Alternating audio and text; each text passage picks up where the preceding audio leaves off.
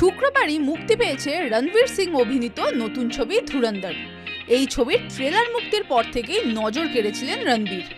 নিজের লুক একেবারে বদলে অ্যাকশন অবতারে হাজির হয়েছিলেন বলিউডের ফ্যাশনেবল হাঙ্ক। মুক্তির প্রথম দিনই বক্স অফিসে এই ছবির ফলাফল বেশ ভালো।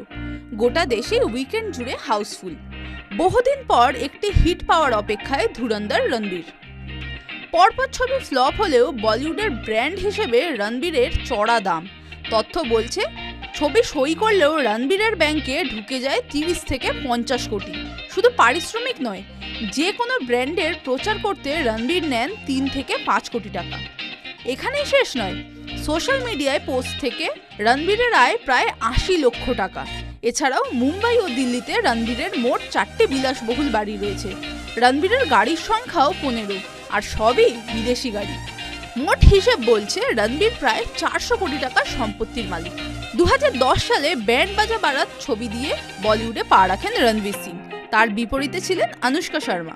প্রথম থেকেই রণবীর সিং বুঝিয়ে দিয়েছিলেন তিনি লম্বা রেসের ঘোড়া। প্রথম ছবি হিট হলেও পরে বেশ কয়েকটি ছবিতে রণবীরকে ফ্লপ দেখতে হয়। তারপর লুটেরা ছবি থেকে রণবীর প্রমাণ করেন শুধু অ্যাকশন বা চকলেট হিরো নন, তিনি দারুণ অভিনেতাও। বনসালের রামলীলা বাজিরাও মাস্তানি ছবি রণবীরকে জনপ্রিয় করে তোলে বলিপাড়ায়। দীপিকার সঙ্গে নাম জড়িয়ে তাদের প্রেমের সম্পর্কও সুপারহিট। ছোট্ট মেয়ে ধুয়াকে নিয়ে এখন রণবীরের সুখের সংসার। TV9 Bangla digital. আবারও এসে গেল TV9 বাংলা ঘরের বায়োস্কোপ অ্যাওয়ার্ড। সেরা বাছাইয়ে শামিল আপনিও। বাংলা সিরিয়ালে আপনার পছন্দের সেরা নির্দেশক কে?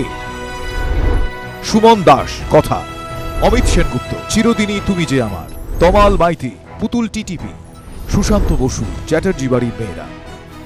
tv9bangla.com/ঘরের বায়োস্কোপ সাইটে গিয়ে ভোট দিন আপনার পছন্দের সেরা নির্দেশককে। TV9 বাংলা ঘরের বায়োস্কোপ অ্যাওয়ার্ডস আসছে TV9 বাংলায়।